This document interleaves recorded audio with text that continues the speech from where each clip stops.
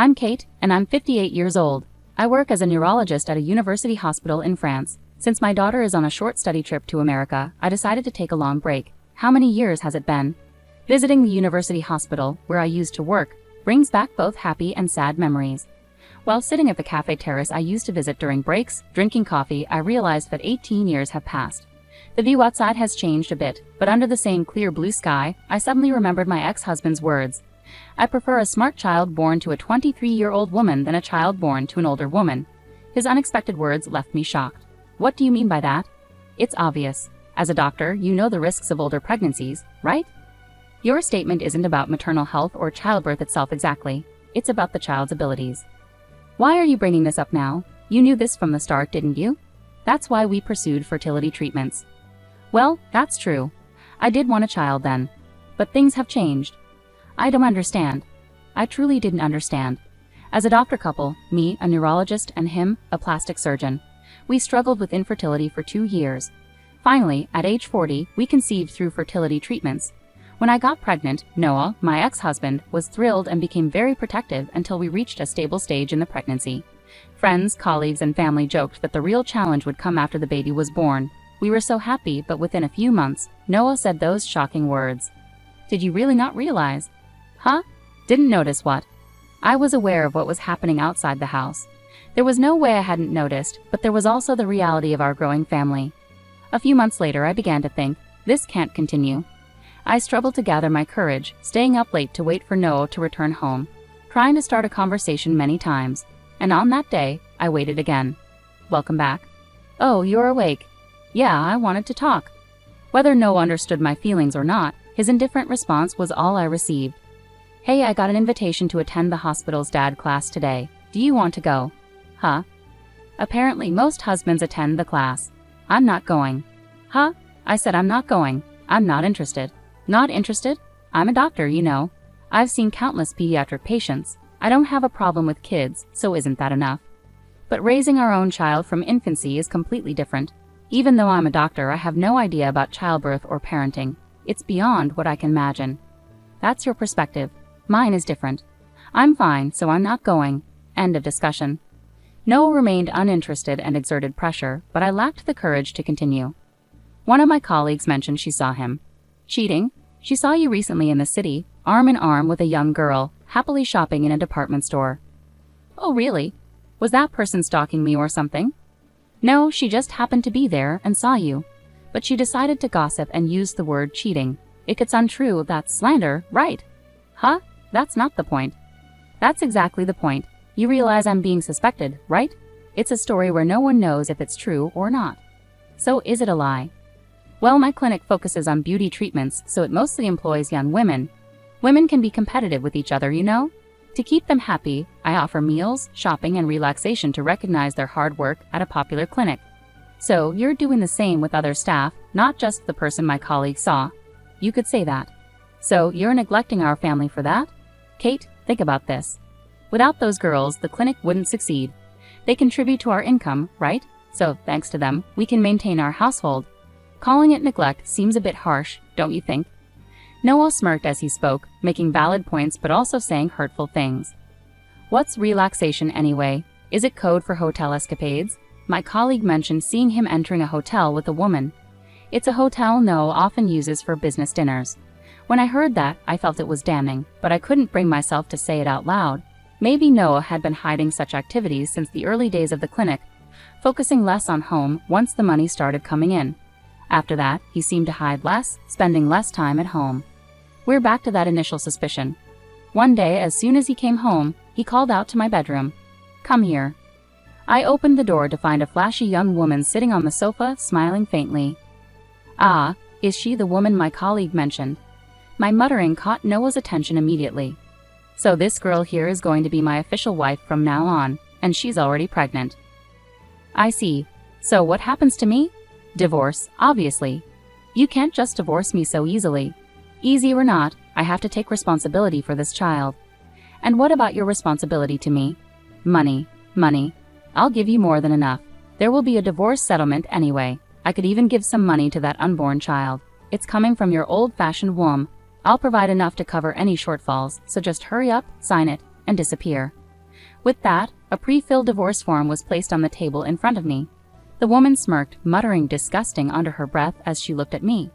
Being in the same space as these people was unbearable, and above all, I realized that Noah could no longer be considered my husband. From there, things moved quickly. We agreed to involve lawyers and decided that I would hold onto the divorce form. I couldn't bear to live in the same house with him anymore. So I quickly packed my essentials into a suitcase and left the house.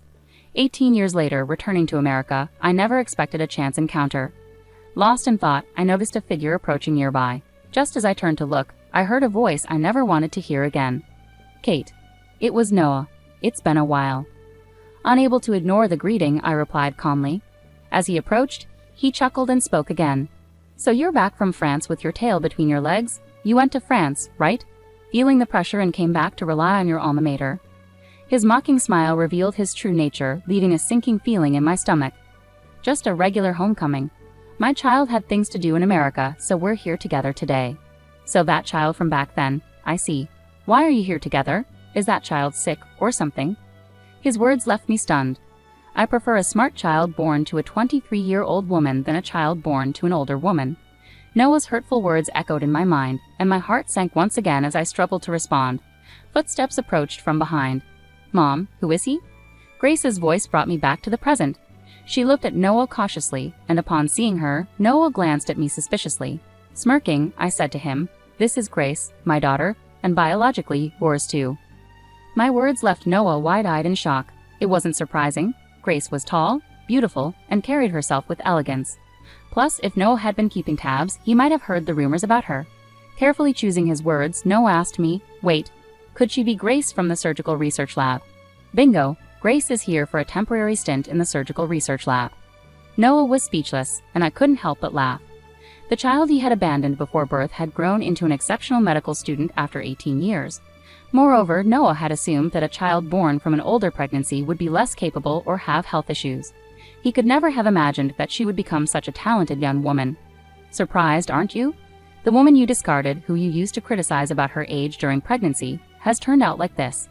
And Grace is even skipping grades. She's a second-year medical student at just 18. She's already graduated from university. I couldn't help but smile at Noah's clueless reaction. Don't you know about the education system in France? Shut up. With all your knowledge, I thought you'd be aware. Noah reluctantly apologized, biting his lip. His pride was immense. Even in our marriage, he would bristle at any criticism from me. Now approaching 60, it seemed little had changed. Quietly, I continued, Grace graduated from high school at 15 and college at 17. She's worked so hard, despite me being a single parent. She's an exceptional daughter, both inside and out. She's my pride and joy. I beamed proudly, but Noah, clearly frustrated, threw out a statement that demanded attention. You must have used your authority as a doctor to pull strings, right? Maybe you're even a professor over there. With that kind of power, you could manipulate anything. High school, college, even medical school. But don't think I'm like you. Is that so? Is that your version? Sending your child to low-ranking high schools, struggling to get into any university, let alone dental school. You probably managed to finagle your child into some countryside medical school, right? How did you find out? I ran into someone who knew you from junior high and high school. Heard quite a bit. Caught off guard, Noah seemed desperate to know who it was. Who was it? He asked eagerly, almost childlike. Annoyed, I ignored him and took a sip of the coffee in front of me. Its familiar taste eased my troubled heart a little.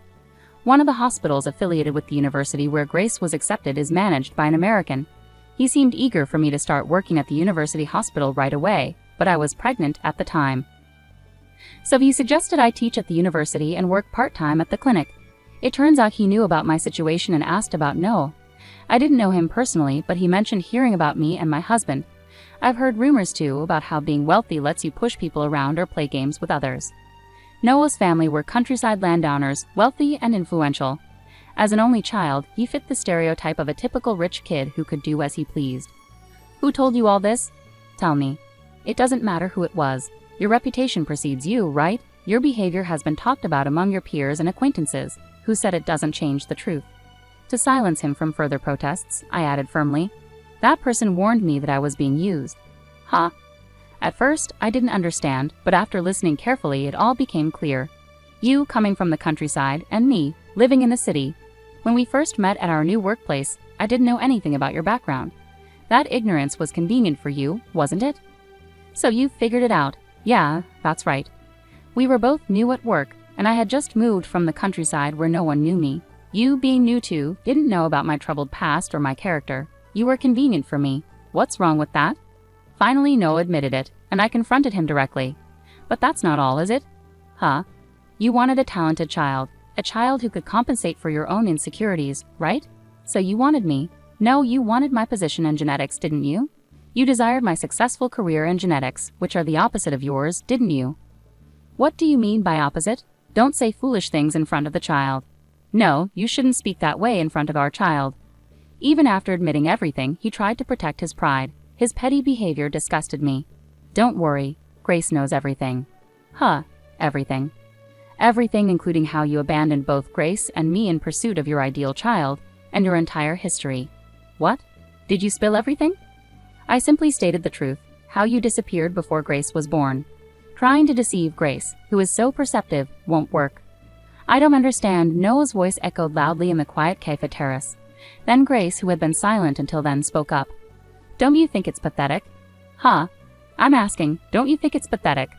Why should I care what you think, you little brat? Even to someone you see as a brat, your actions are pathetic. Noah was clearly taken aback by his daughter's words. He clenched his teeth, face turning red with embarrassment. Grace continued, observing him calmly. As my mother said, I know everything. Not just about the past, but also about what's happening now. Huh? I never expected you to beg the professor who's looking after me. I also heard the clinic went bankrupt. What? Due to repeated failures in plastic surgeries, a decline in customers, embezzlement, and failed investments. It probably all began 18 years ago. How dare you say such things? It started when you abandoned my mother and chose someone else. Or perhaps it started when you started making easy money at the clinic and got involved with someone blinded by money. Their presence turned you into a greedy monster and led to your downfall. Grace's words struck Noah hard, making his face even redder and his lips tremble. Why don't you admit it? You're a terrible person, someone who ruins lives. Isn't this just karma catching up with you? Can't you see that? Wait, what? You think I ruin lives? Because of our breakup, Kate became a professor in France, and now you're going to medical school at 18. It's all because of me, isn't it? What? Are you kidding me? Grace's voice remained steady and clear. It's not because of you, that's just how things turned out. Sure, the divorce might have been a trigger, but my acceptance into university right after was the result of my mother's hard work up until then. And my effort to attend medical school early is also because of her constant support. She's always been someone who works hard and cares for others, and that's why good things come to her. But for someone who easily discards others and ends up ruining their workplace, there's a sad reality waiting where they'll have to rely on their dwindling pride. I saw a new side of Grace in that moment. While we've had heated discussions before due to differences, I'd never seen her raise her voice or express anger towards someone.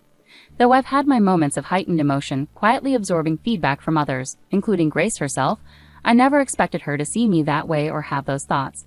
Yet even faced with Grace's undeniable reasoning, Noah struggled to control his emotions. What? You wouldn't even exist if it weren't for me. Everything is thanks to me, right? How can you say that to your own child? I intervened, my voice tinged with anger and sadness. It's okay, Mom. It doesn't bother me.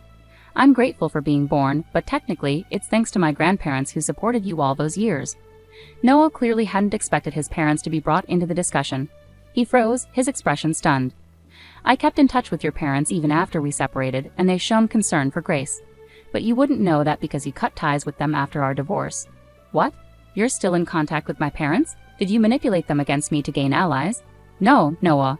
Your grandparents disowned you because you cheated on me and remarried. You barely graduated from medical school with financial help, struggled to obtain your medical license after numerous private lessons, and barely held a mediocre position at a general hospital after an additional year under senior doctor's shadows. Unable to accept this due to your pride, you convinced your parents to open a cosmetic clinic for you. However, you became enamored with the plastic surgery trend, resumed womanizing during your residency, and started hiring based on your personal interests. It became a harem-like environment, culminating in impregnating a nurse over 2 decades younger, abandoning your family, and ultimately causing the collapse of the clinic built by your parents. What more could your grandparents possibly do for you? Overwhelmed by Grace's relentless recounting of Noah's troubled history, delivered flawlessly, Noah could only stammer incomprehensible words in agony. As he struggled to make sense of the situation, a strange calm seemed to settle over him, prompting him to say something outrageous. So why don't you connect us, huh? I heard you were asking around in the lab earlier. After my clinic closed, I've been struggling to find work. I imagine you're facing challenges too, reaching out to your mother's former workplace for help. Everyone's been distant. If you, the talented daughter of Kate, who is respected and trusted despite our unfortunate split, were to offer assistance to your reunited father, surely they'd lend a hand, right? Noah lamented like a tragic figure, making such unusual requests, while Grace and I exchanged knowing glances, sighing with pity. Crying to a child you abandoned? That's pretty pathetic and uncool, isn't it? Shut up. You don't know anything about me. I don't know, don't want to know, and have no interest in knowing. I have no interest in someone who, despite being a doctor, lacks empathy, only thinks of themselves, and ends up causing medical mishaps. And it's quite odd to come seeking sympathy from Grace. Don't you have a talented child at home? Ask them for help. Mine is impossible. I only managed to get her into a decent private women's college through connections and money. Ha, you solved it with money again, just like always. Money can fix anything for you. Noah, stirred up by his past being brought up, retorted with a red face, but fundamentally, things shouldn't be solved with money. It's wrong to decide someone's fate with money. Sometimes even money can't fix things, you know. Did you know that one of the victims of your medical mishaps was a relative of my professor? I believe it was my mentor, Professor Ted's niece. She had surgery at your clinic, and there were complications with her facial muscles. Could it be that there are issues that money couldn't solve? It seems like you closed the clinic to avoid dealing with inconvenient cases that money couldn't fix, huh? But you know, people in the medical field are connected in various ways. Like me, I've ended up connecting with your colleagues and friends. Whether my words were getting through to him or not, Noah's face turned pale, and he started sweating profusely, freezing in place with trembling eyeballs. It's okay, Noah. Everything will unfold just as you fear. Are you so scared that you can't even speak? This is your mess to deal with now. You never cared about anyone else's well-being for your own gain, right? Just try to keep that dark spirit of yours in check, at least. Wait, am I really? Won't someone eventually come for you? You seem so focused on securing your job that you haven't noticed. You're kidding, right? This can't be some made-up story. You won't need to look for work anymore. Even if you manage to find something, you won't be able to work anyway. Haha, you're delusional. If that's what you believe, then so be it. Enjoy your time with your family for now. With those final words, I gently touched Grace's arm, signaling it was time to go. Grace returned the touch with a soft smile. After about 2 months of intense medical studies in America, she returned to France. America was amazing. The food was delicious, people were kind, professors and seniors were respectful, and the discussions were fascinating. I might consider returning to America in the future. Grace seemed to have gained new perspectives and emotions from her deep immersion in American culture during her study abroad, unlike her occasional visits before. That's great to hear. Let me know if you need anything. I should also thank the professors. Sure, I'll keep that in mind, Grace replied, wrinkling her nose at a sweet French juice she hadn't tasted in a while. Oh, by the way, did he get caught? Yay. During Grace's time studying abroad, Noah was arrested. The scandal surrounding his failed cosmetic clinic, which resulted in multiple medical mishaps involving staff members, dominated headlines on American news and variety shows daily. Grace must have been aware of it all. Grace returned from her studies with unexpected outcomes. Now 18, she has always been mature and hardworking. While utilizing one's talents is crucial, as someone with over 30 years of medical experience, I deeply believe that medicine must be practiced with compassion. Medicine is about improving lives, and people are at the heart of it all. In the coming years, Grace is bound to grow significantly as a person. As both a parent and a seasoned medical professional, I will quietly support Grace from the sidelines, sometimes walking alongside her. This journey will undoubtedly be a lifelong endeavor,